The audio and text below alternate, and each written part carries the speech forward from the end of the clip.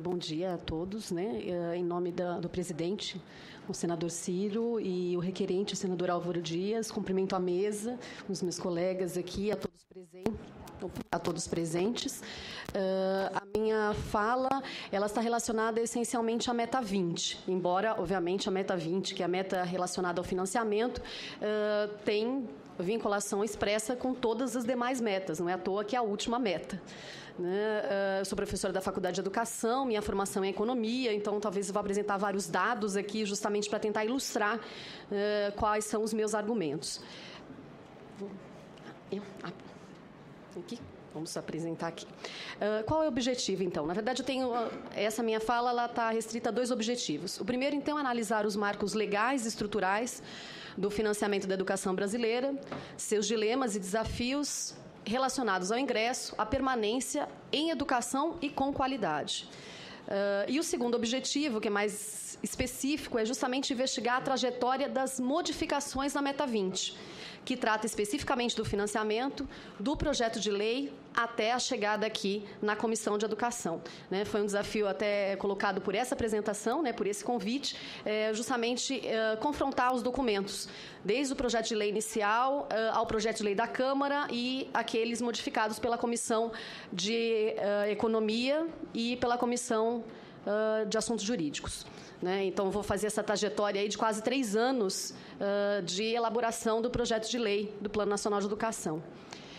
Bom, para começar a falar um pouquinho de financiamento, eu estou levando em consideração alguns marcos legais, que vão desde a Constituição de 88, que é o nosso marco, a comemoração de 25 anos, esse ano, da promulgação da Constituição, e esses artigos referentes especificamente às fontes de financiamento público e os artigos 211 a 214, que tratam especificamente da educação. Vou falar também da mudança que foi feita em relação ao financiamento da educação, promovida pelo Fundo Social de Emergência, transformado em estabilização fiscal e depois em desvinculação das receitas da União, a chamada DRU, que efetivamente reduziu os recursos para a educação entre o período de 94 até 2009. A Lei de Diretrizes e Bases, da educação brasileira, especificamente os artigos 68 a 77, tratam da educação e do financiamento da educação. A Emenda Constitucional 14, que institui o Fundef, que muda as regras de financiamento, que faz uma mini-reforma tributária específica para o financiamento com a constituição dos fundos.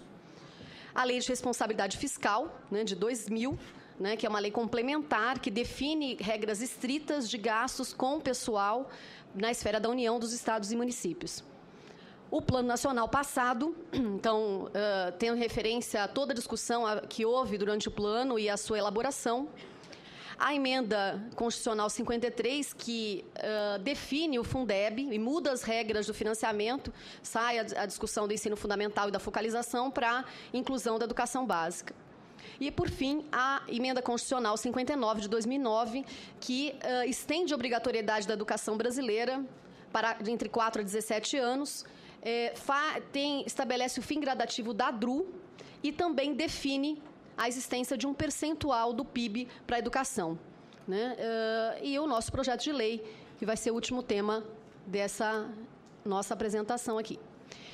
Bom, dados esses marcos legais, eu vou partir um pouquinho do federalismo educacional brasileiro, que eu acho que é interessante destacar. Quer dizer, o sistema federal, ele é responsável essencialmente pela educação superior e pelo ensino técnico, na sua oferta educacional, ainda assim com possibilidades de oferta de educação infantil, ensino fundamental e médio. A participação da União é muito restrita nesses etapas da educação básica, mas ainda assim oferece poucas escolas nessa rede federal. A rede federal também é responsável pela regulação das instituições de educação superior privadas, isso definido tanto na Constituição, mas principalmente na LDB. E isso é importante porque define o sistema federal e inclui todas as instituições privadas nesse sistema federal. E a função clara da União é regulamentar e regular esse sistema através das suas instituições federais. Os sistemas estaduais, são 27 sistemas estaduais, um deles é o DF, que saiu a setinha aqui, A prioridade é o ensino fundamental e também o ensino médio na oferta educacional. Ainda assim, os estados podem oferecer educação infantil e educação superior. A regulação deles fica restrita às instituições de educação superior municipais e escolas de ensino fundamental e médio privadas. No caso dos sistemas municipais, né, que são mais de 5.000 sistemas municipais, esses sistemas são responsáveis prioritariamente pela educação infantil e pelo ensino fundamental. A possibilidade de oferecer ensino médio e educação superior, só que em condições especiais, quer dizer, além dos recursos já destinados constitucionalmente e desde que a educação infantil e ensino fundamental cubram toda a demanda por vagas, né? Então, só o ensino médio e educação superior tem que ser definidos nessas condições especiais. E os sistemas municipais também ficam responsáveis pela regulação das escolas de educação infantil privadas. Aqui o DF, ele funciona como Estado e município, então ele atua, né, tanto no ensino médio como no ensino fundamental e na educação infantil. Então, esse federalismo educacional é importante para começar a falar de financiamento, porque ele dá as bases do financiamento, né? O financiamento ou o federalismo dado pelo orçamento de cada ente federado, ele também está relacionado com essas atribuições e competências definidas pela LDB. Então, nós não podemos esquecer essas relações aqui.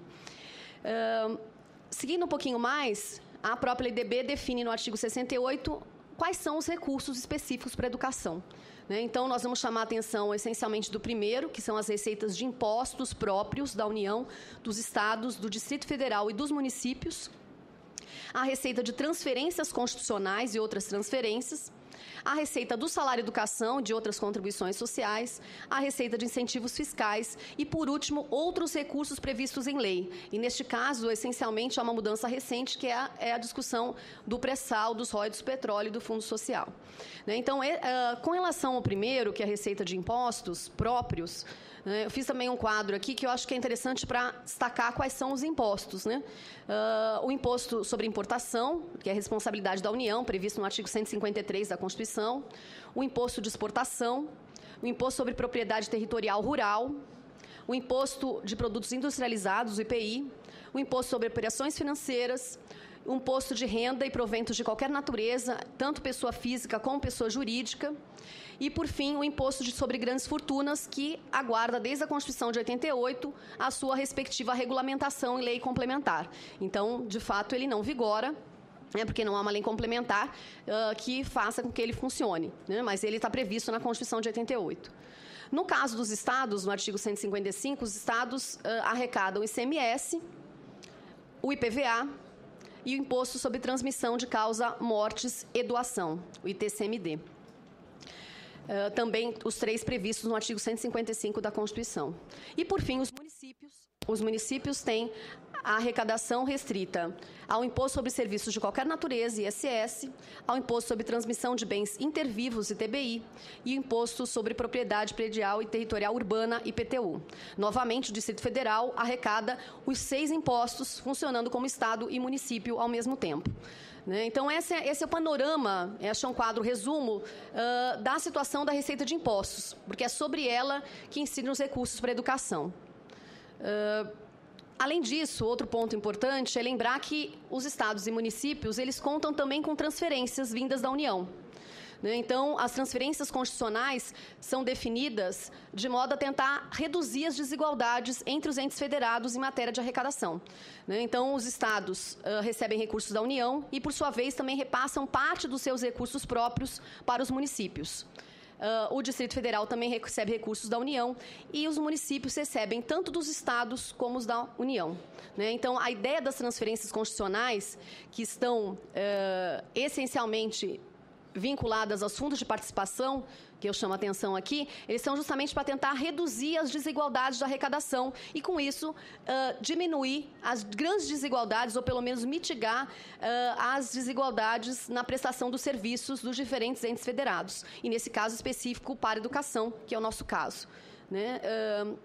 O Fundo de Participação dos Estados, que inclui o Distrito Federal, ele tem, na sua composição, uma parcela do imposto de renda e do IPI, 21,5% de ambos compõem o Fundo de Participação dos Estados, que tem regras claras de divisão entre cada um deles.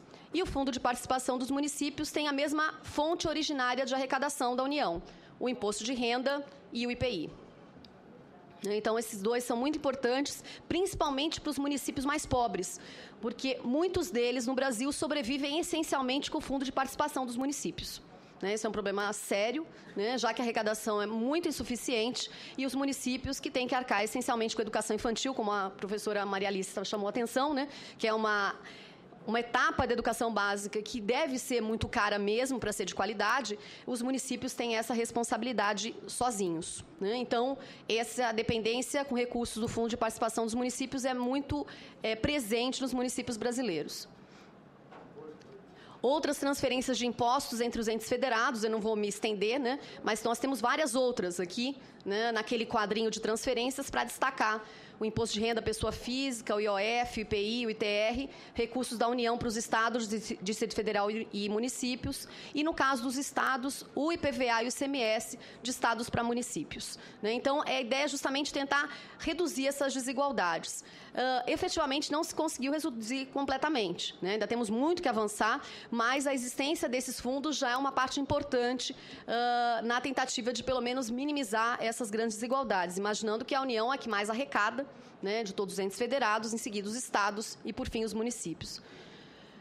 Com relação à vinculação de recursos, eu fiz uma comparação nesse quadro entre a Constituição e a LDB, né? A LDB, obviamente, é uma lei subordinada à Constituição, ela não pode estar em desacordo com a Constituição, e ambas definem, né, um mínimo para se gastar com a educação. A União tem que gastar no mínimo 18% da sua receita de impostos, os estados, o Distrito Federal e os municípios, 25% também no mínimo, no que nós chamamos de manutenção e desenvolvimento do ensino. E aqui eu destaco o ensino porque a Constituição não faz nenhuma referência a ensino público, ela fala de ensino de uma forma geral, né?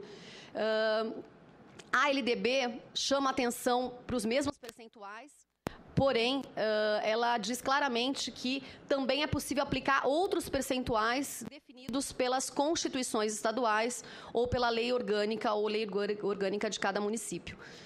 Destaco também aqui, no artigo 69 da LDB, que a referência não é mais ao ensino simplesmente, mas ensino público, né? Isso é uma diferença entre as duas, que vai aparecer novamente, inclusive, no debate nosso aqui do Plano Nacional de Educação. Então, os recursos que ficam para a educação fazem parte do que cada um arrecada, mais o que cada um recebe de receita dos outros entes federados, né? Então, é composto do que se arrecada como recurso próprio, mais as transferências recebidas dos demais entes federados. Esses são os recursos que compõem aqueles necessários à manutenção e desenvolvimento do ensino.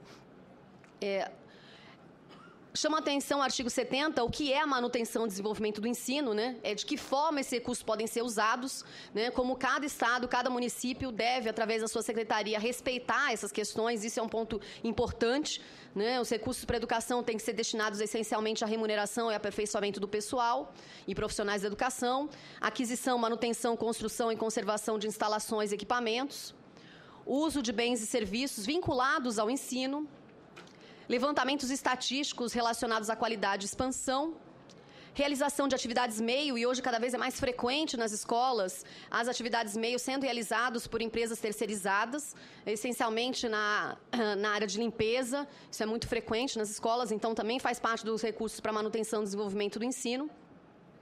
A concessão de bolsas de estudo para as escolas públicas e privadas, amortização e custeio de operações de crédito e aquisição de material didático escolar e manutenção dos programas de transporte escolar. Então, esse artigo define claramente quais são os limites, né, para o gasto com a educação, né? São esses que devem ser obedecidos.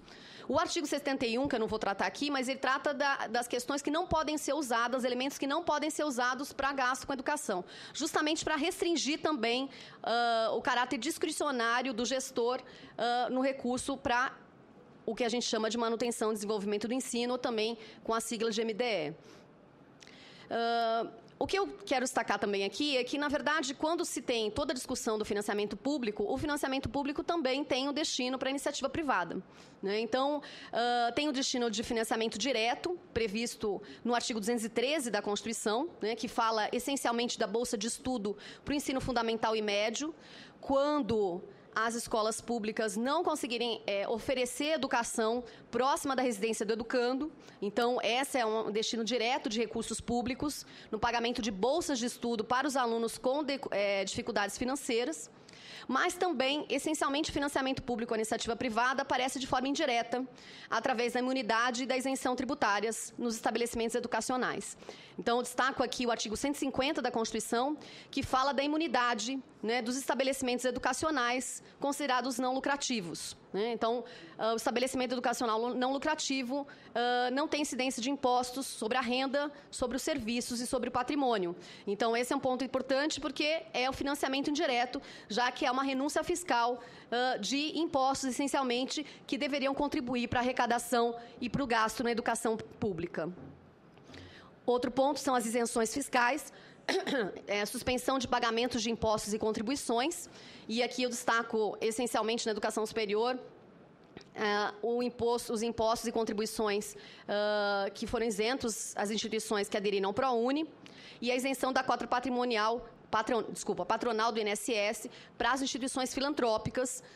Essas instituições não pagam essa cota patronal do INSS, reduzindo os recursos para a Previdência Social.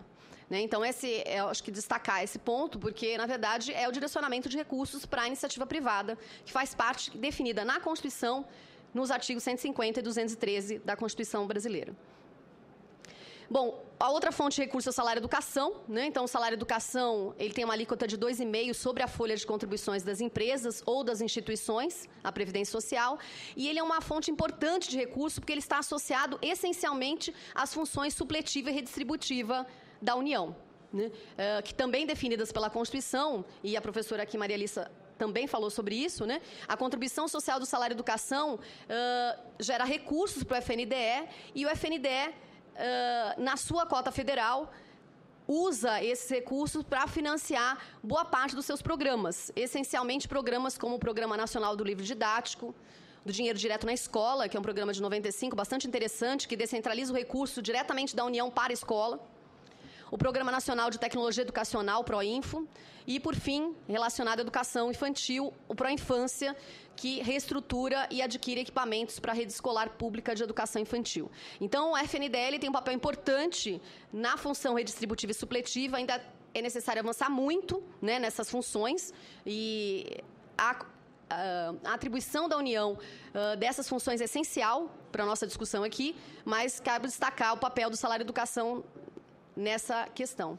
O que há de novo, né, já não tão novo, mas que muda as regras do financiamento? Na verdade, a grande mudança foi a constituição dos fundos contábeis, né, do financiamento da educação, o Fundef, vigorou de 98 até 2006, e o Fundeb de 2007 a 2020. Né? Temos aí um tempo para acabar, 2020, é o último ano do Fundeb definido no ato de disposições transitórias da Constituição.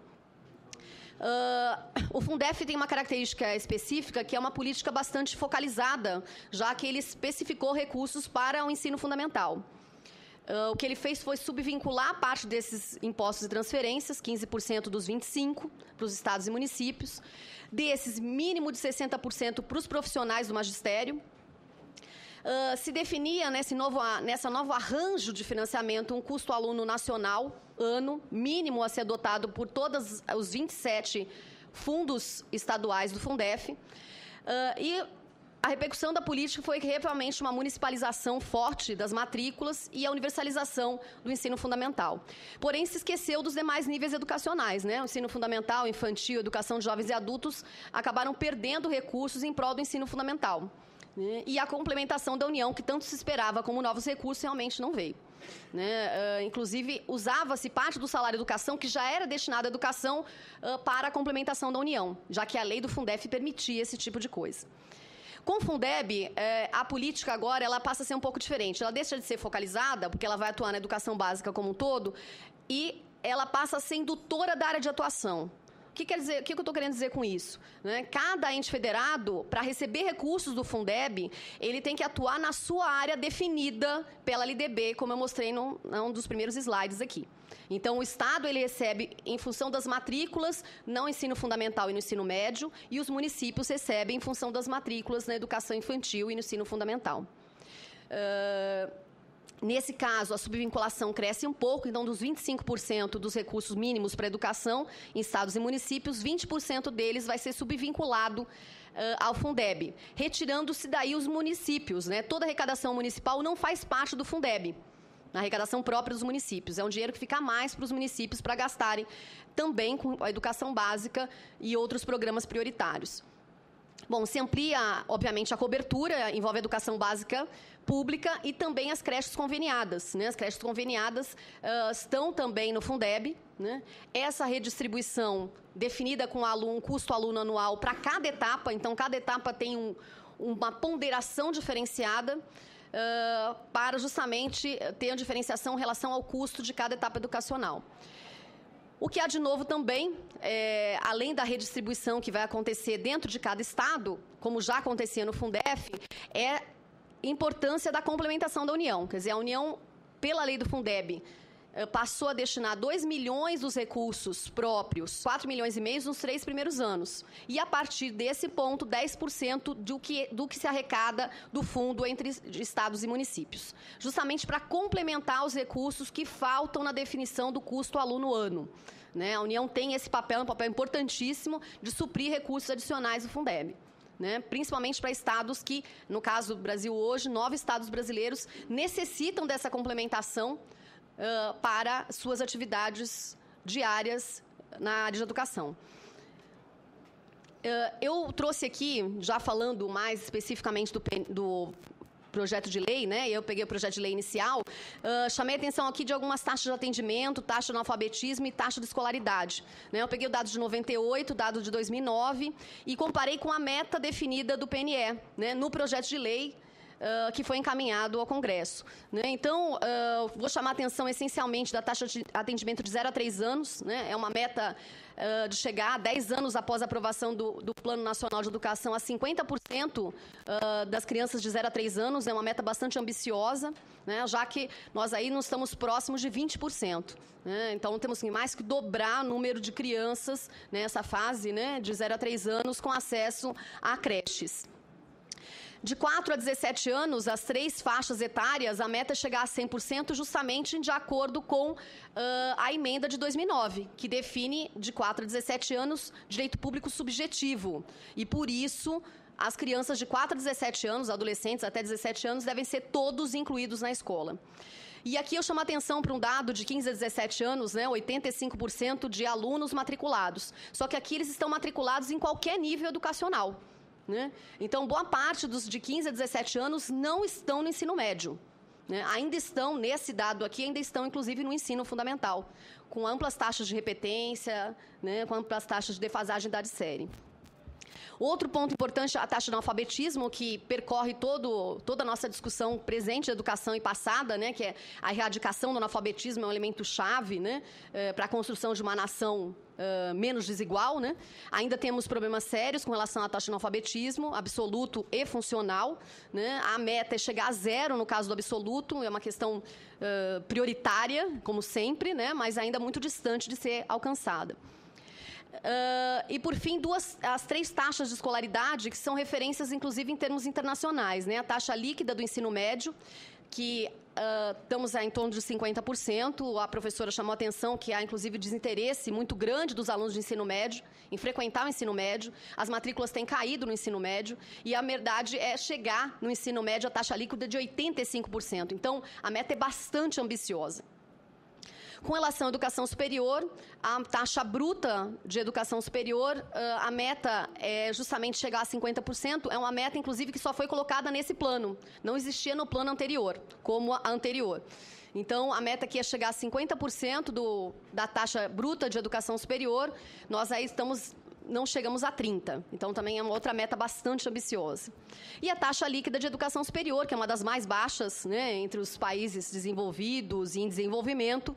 Né, nós estamos aí com uma taxa que não chega a 15% e a meta do PNE é chegar a 33%, né, mais que dobrar a taxa líquida de educação superior. Então, eu estou mostrando só metas quantitativas, né, não discuti o IDEB, não vou discutir, não é foco meu, mas é óbvio que eu estou levando em consideração que todas elas devem considerar não só a expansão, mas também a qualidade dessa expansão. Então, só as metas quantitativas já dá para ter uma ideia que nosso desafio é muito grande e que, obviamente, envolve recursos. Não há possibilidade de falar nessa expansão e atingir essas metas quantitativas sem mais recursos para a educação. Ainda que é claro que a gestão e planejamento são essenciais para que esse dinheiro seja muito bem utilizado. Então, Esses dados eu retirei do INEP, né, mostram a relação, né, eles chamam de investimento público total, né, com público total significa os gastos com educação pública e educação privada. Tá? Então, nós, de 2000 até 2010, houve uma expansão grande em relação ao percentual do PIB. Em 2011, o último dado do INEP divulgado, né, que está na página do INEP, todos podem consultar, é de 6,1%. Né? Houve um crescimento expressivo no ensino fundamental e no ensino médio, nos recursos para educação, e educação superior chega a 1% do PIB. Né? Outro dado já fala de investimento público direto. Né? Então, o investimento público direto, o INEP considera apenas os recursos para a educação pública, né, em todos os níveis. Então, de 6,1 vai para 5,3. Né? E de 5,3 significa aí que nós temos entre 5,3 e 6,1 a parcela que é destinada às instituições privadas. Aqui, essencialmente, as bolsas de estudo, os recursos vindos do ProUni, do FIES, do Pronatec, não o Pronatec em 2011, mas do Pronatec mais para frente, eles são essa diferença entre investimento público direto e total. Né? Então, essa é a grande discussão de como nós estamos hoje e onde queremos chegar. Né? Essa é a grande questão. Só que apenas o dado do percentual do PIB me parece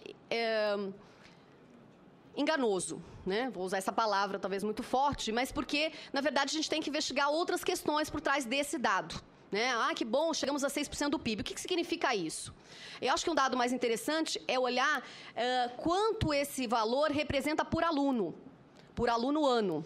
Então, nessa representação por aluno ano, nós estamos falando em 2000 de menos de R$2.000, né, médio, ano no Brasil. Em 2011, o crescimento foi bastante expressivo entre 2000 e 2011. Nós não chegamos a R$5.000 médio por ano, por aluno. Especificamente, na educação infantil, o crescimento foi expressivo, de 1.800 para 3.700. No ensino fundamental também, né, e no ensino médio. A educação superior, o crescimento foi bem menor. Né? Inclusive, reduziu a relação ou a proporção entre educação superior e educação básica, que antes era de 11, passou a ser menos de 5. Né? Então, dá para perceber aqui por os dados aqui fornecidos, dados oficiais do Ministério da Educação e do INEP, né, que essa relação custo por aluno, ou investimento por aluno, como ele chama aqui na tabela, é bastante insuficiente. Bom, eu não sei. Será que é insuficiente? Será que não é? E, para isso, o que eu fiz? Né? Na verdade, eu fui buscar os dados de uma publicação que é feita anualmente pela OCDE, chama Education at a Glance. Essa educação, né, dos países da OCDE, justamente para fazer uma comparação. Né? Eu fiz uma comparação arbitrária, né? Escolhi alguns países, escolhi a média dos países da OCDE e a média da União Europeia para fazer comparações com o Brasil. Né? Então, esses dados estão disponíveis também na Education at a Glance, é um relatório anual.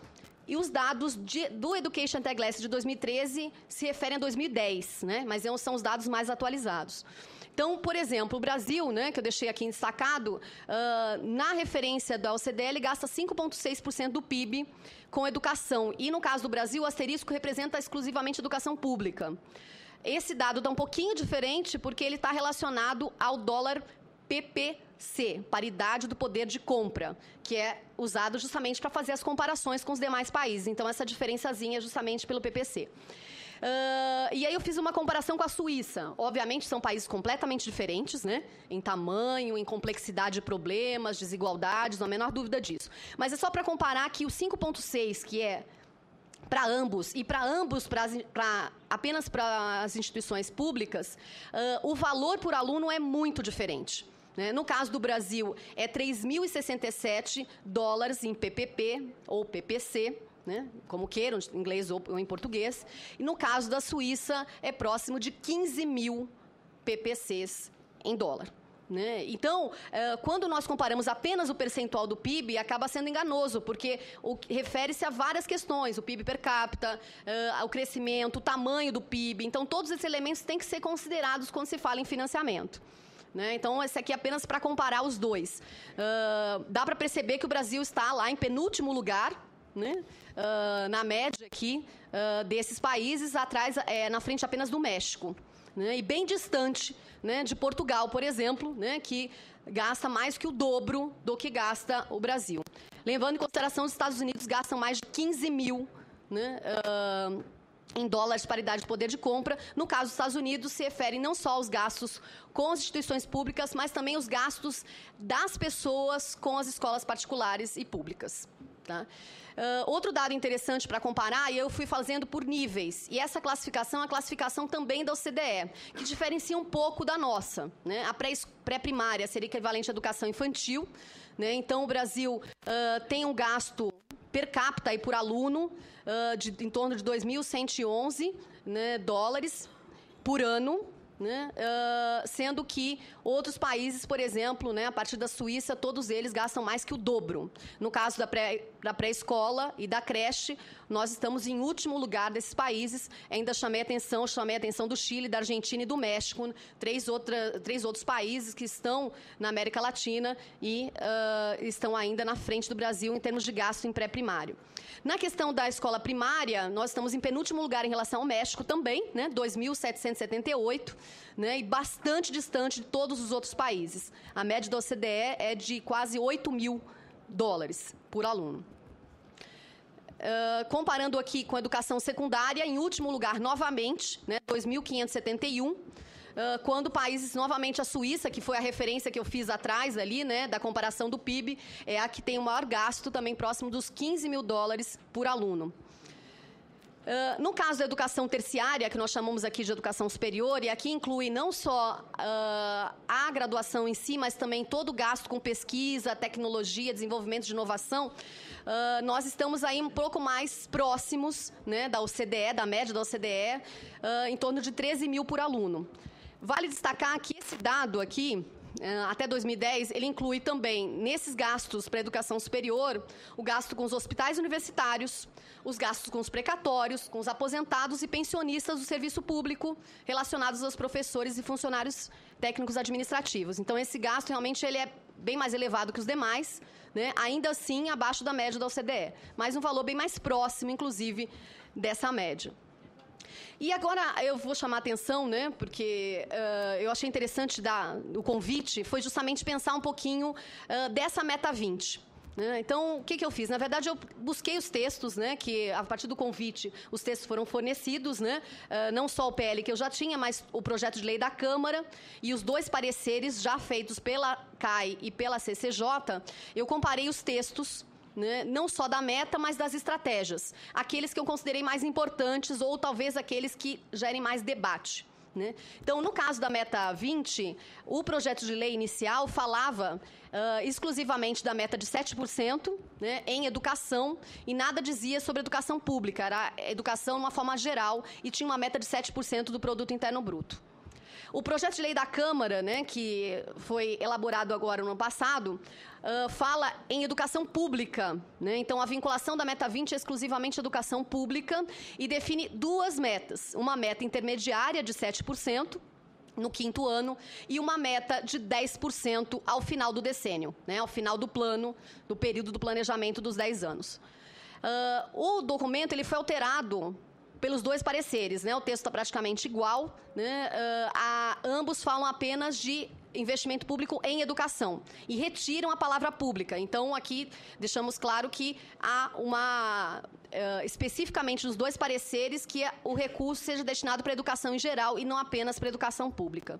Incluindo no parecer da CCJ, observado o disposto do artigo 5º, no parágrafo 5º desta lei, né, que fala exclusivamente dessas questões com relação à iniciativa privada.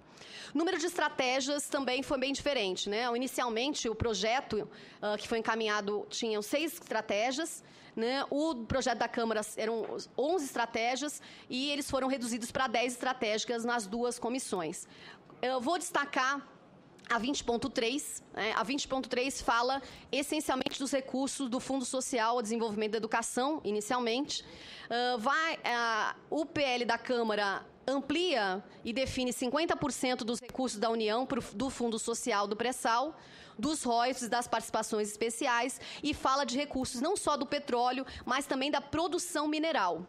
E todos eles aplicados à manutenção e desenvolvimento do ensino público. Né? Então, esse é o documento que está que veio da Câmara para o Senado, né, falando especificamente dos recursos do Fundo Social para a educação pública. O parecer da CAI muda um pouco essa redação, aliás, muda bastante, né? Fala dos recursos à manutenção e desenvolvimento do ensino, retira a palavra pública, assim como o parecer da CCJ, fala do Fundo Social do Pré-Sal e fala também de recursos hídricos que podem ser usados para destinar recursos para a educação. E, no caso da CCJ, recursos hídricos também foram retirados e deixa-se exclusivamente a participação da compensação financeira do petróleo e do gás, né? Então, esse é um outro ponto de divergência entre os documentos, né? Alteração significativa no texto. As outras duas metas, a meta 20.5 e 20.6, falam especificamente do custo aluno-qualidade, que é um grande avanço, né? Ter o custo aluno-qualidade. No caso do projeto de lei da Câmara, se fala claramente da implantação do custo, né, como parâmetro importante para o financiamento. Já os dois pareceres falam especificamente da definição desse custo, né? Então, aqui a palavra muda e a mudança é significativa, né, de implementação para definição do custo, nesse mesmo período. Da mesma maneira, o 20.7 fala do avanço do custo aluno-qualidade inicial para o custo aluno-qualidade. E, nesse caso, a implementação do custo aluno-qualidade como parâmetro de financiamento está no projeto de lei da Câmara e, no caso dos dois pareceres, sai a palavra implementação e entra a palavra formulação de metodologia de cálculo, né? Então, dá para se perceber também claramente que é uma outra perspectiva, né, que se fala do CAC, a importância do CAC, mas entre implementar e definir e conceituar e criar metodologias são elementos bem diferentes numa implementação de política pública, né, que eu acho que vale a pena destacar como diferenças. Considerações finais aqui, né, vou deixar algumas questões aqui que chamamos de impasses e desafios para a educação brasileira. A subordinação da política educacional à política fiscal, ela é clara, né, como qualquer outra política pública, essencialmente as políticas sociais. Temos, para a manutenção da estabilidade econômica, a definição de uma meta prévia de superávit primário, e é claro que, com isso, os recursos para a educação são submetidos a esse superávit primário. O que avançamos na questão educacional foi, efetivamente, a educação saiu da desvinculação das receitas da União. A partir de 2009, né, a DRU foi gradativamente sendo retirada dos recursos para a educação. E, por sua vez, sobram mais recursos públicos para a educação, já que se revincula novamente os recursos da União.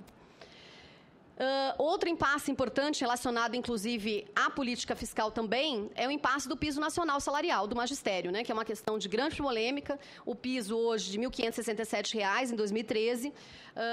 A discussão clara é com relação à forma de reajuste do variação do Fundeb, né, que é a forma de reajuste que faz com que, efetivamente, o valor seja razoavelmente aumentado, independente da inflação, né?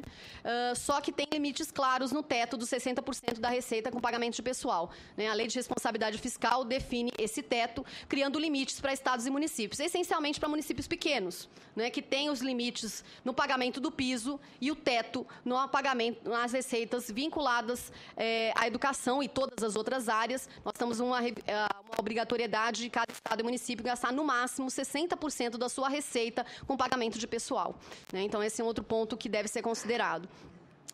E, por fim, o grande desafio é talvez mudar a lógica dessa subordinação. Não é nada fácil, né? Obviamente que temos elementos claros de restrição da política fiscal, mas essa mudança de lógica parte da definição do custo aluno-qualidade, né? Quer dizer, é definir para a educação básica como referencial de financiamento o custo aluno-qualidade. O que é necessário para que se tenha uma educação pública básica de qualidade. É essa definição que é importante para que haja efetivamente recursos suficientes, com boa gestão, com bom planejamento, para que a gente consiga superar essas questões que a gente tem tratado já há alguns anos no Brasil.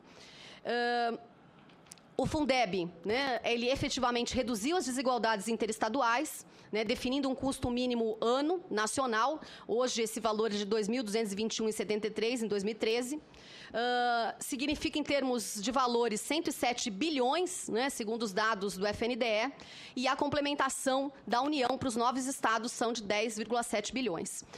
O que permanece, né? Se as desigualdades intra-estados foram reduzidas de fato, permanecem as grandes desigualdades interestaduais, né, já que as arrecadações são muito diferentes entre fundos, entre estados. E é essa questão que permanece agora na agenda. Chamar a atenção do caráter provisório do Fundeb até 2020, a partir de 2019, né, já vamos ter que pensar em como ele vai ser reestruturado, se ele permanece como está, ou que ele deve ser aprimorado. O Education at a Glance, né, esse documento feito pela OCDE mostra claramente o baixo gasto por aluno na educação básica, relativa tanto aos países da OCDE como aos países latino-americanos. Então, evidencia claramente que precisamos de mais recursos para a educação. E com o dever, claro, né, de estender de 4 a 17 anos as matrículas. Segundo o estudo realizado pelo professor Marcelino, da USP, significa colocar mais 4 milhões de crianças e adolescentes na escola. Essencialmente na educação infantil, que é a responsabilidade dos municípios, e no ensino médio, que é a responsabilidade dos estados. Né? 2 níveis educacionais que custam mais do que o ensino fundamental. Lembrando, não vou deixar de chamar a atenção, que o IBGE mostra uma redução da população jovem nos próximos anos. Ainda assim, essa redução, ela talvez não tenha impacto tão significativo na medida... Professora Cristina, a senhora tem mais um minuto. Um minuto, tá bom. Essa não vai ser tão significativa, porque ela vai ser neutralizada por todo o atraso social que nós temos ainda, educacional, essencialmente com a educação de jovens e adultos. Vou correr um pouquinho mais. Né? Estimativa, então, do impacto financeiro. Foi um texto feito também pelo professor Marcelino, que inclusive está no anexo, porque é uma tabela muito grande, fica difícil a visualização, que mostra que para atingirmos todas as metas com qualidade do PNE, significa chegar a 7% em 2016 e 10% em 2020. No Congresso Nacional, a grande discussão hoje é a definição do PIB para a educação e em base com relação aos recursos para a iniciativa privada. O ICMS, está em primeiro lugar em termos de arrecadação no Brasil, né, 7% do PIB, o imposto de renda com 6%. A minha proposta aqui são recursos adicionais, né, pensar uma mini ou uma grande macro reforma tributária, essencialmente regulamentação do imposto sobre grandes fortunas, né, que geraria mais recursos para a educação, a revisão da imunidade das isenções fiscais à iniciativa privada, não estou propondo acabar com todas, mas fazer uma revisão delas, a fiscalização do ITR, do ITBI e do IPTU, que gerariam mais recursos. Bom, expectativas de recursos dos royalties do Fundo Social, acréscimo de recursos públicos só ocorrem também com crescimento econômico. A última transparência só faz um resgate, né, da trajetória da Meta 20, que eu já chamei a atenção. Né? Muito obrigada. Né? Desculpe ter passado muito do tempo. Agradeço a audição de todos.